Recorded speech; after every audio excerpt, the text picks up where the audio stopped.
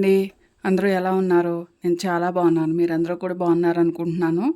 Class 12 అయితే బాగా practice చేశారనుకుంటున్నాను. ఈ డేజీ స్టిచ్ అనేది. ఇప్పుడు క్లాస్ 13లోకి అయితే వెళ్ళిపోదామండి. వెళ్ళే ముందు ఫస్ట్ టైం కనుక మన ఛానల్ని ఎవరైనా చూస్తున్నట్లయితే సబ్స్క్రైబ్ చేసుకోండి, లైక్ చేయండి, షేర్ చేయండి, కామెంట్ చేయండి. క్లాస్లోకి అయితే వెళ్ళిపోదామండి. ఈరోజు అయితే మీకు చైన్ స్టిచ్ చేయటం అయితే చూపిస్తానండి. నిన్నటి క్లాస్లోనే చూపిస్తానన్నాను కదా, దానికన్నా ముందు లేజీ డేజీ స్టిచ్ వస్తే చైన్ స్టిచ్ ఈజీగా వస్తుంది అని చెప్పేసి అయితే నేను లేజీ డేజీ స్టిచ్ అయితే చూపించాను. ఇప్పుడు మీకు చైన్ స్టిచ్ అయితే చూపిస్తానండి. దీనికి 2 లైన్స్ అయితే తీసుకున్నాను.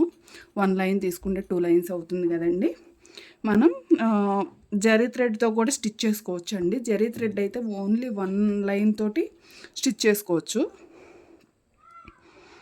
మళ్ళీ మనం ఎక్కడైతే నీడిల్ని తీసుకుంటామో అక్కడే నీడిల్ని కిందకి తీసేసి మనం చైన్ స్టిచ్ వేయాలంటే చిన్నగా వేయాలండి. లేజీ డేజీ స్టిచ్కి ఏమో మనం అక్కడ నీడిల్ దగ్గర నుంచి మనం ఈ డిస్టెన్స్ అనేది ఎక్కువ తీసుకుంటాం. దీనికి చూసారు కదా, ఎక్కువ డిస్టెన్స్ తీసుకున్నాము. చైన్ స్టిచ్కి వచ్చేసి ఇక్కడ డిస్టెన్స్ అనేది తక్కువ తీసుకుంటామండి. అప్పుడే మనకి చైన్ స్టిచ్ అనేది నీట్గా వస్తుందన్నమాట. లేదు అంటే ఇదిగోండి ఈ విధంగా ఇట్లానే ఇక్కడే నేనైతే ఇలానే స్టిచ్ చేస్తానండి. చాలా తొందరగా అయిపోతుంది ఈ విధంగా అన్నమాట.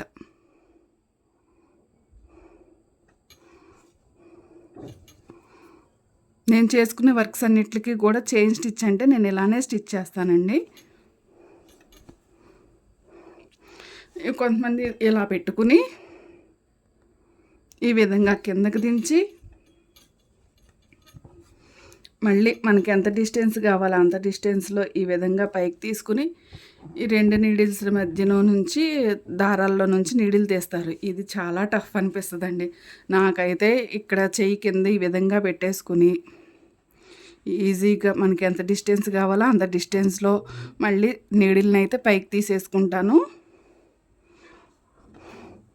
ఈ విధంగా లాగేస్తానండి దారాన్ని. చాలా ఈజీగా అయిపోతుంది. ఒకసారి ప్రాక్టీస్ చేయండి. నేను చూపించిన 2 మెథడ్స్లోనూ ప్రాక్టీస్ చేయండి. మీకు ఏది ఈజీగా ఉంటే దాన్ని మీరు బాగా ప్రాక్టీస్ చేసుకోండి.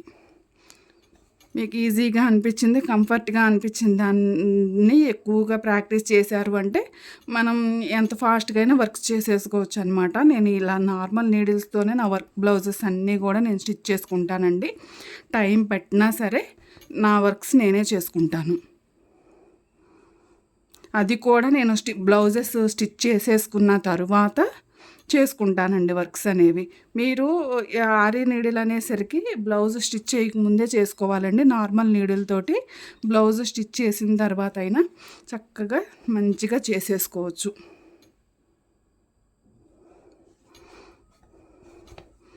చూశారు కదండి, చైన్ స్టిచ్ అయితే ఈ విధంగా వేసుకోవాలన్నమాట. ఇక ఇలా చేసుకుంటూ వెళ్ళిపోవటమేనండి. లాస్ట్ ఎండింగ్కి వచ్చేసరికి మళ్ళీ ఎండింగ్ దగ్గర ఆపాలి కదండి. ఈ విధంగా నీడిల్ని కిందకి ఇక్కడికి దించేసుకోవాలి. ఇక్కడ నాట్ వేసేసుకోవాలన్నమాట. ఇట్లా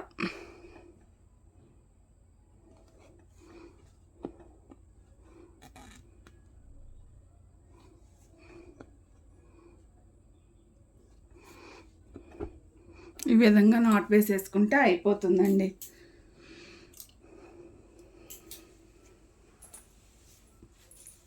ఈ చైన్ స్టిచ్ మాత్రం బాగా ప్రాక్టీస్ చేయండి.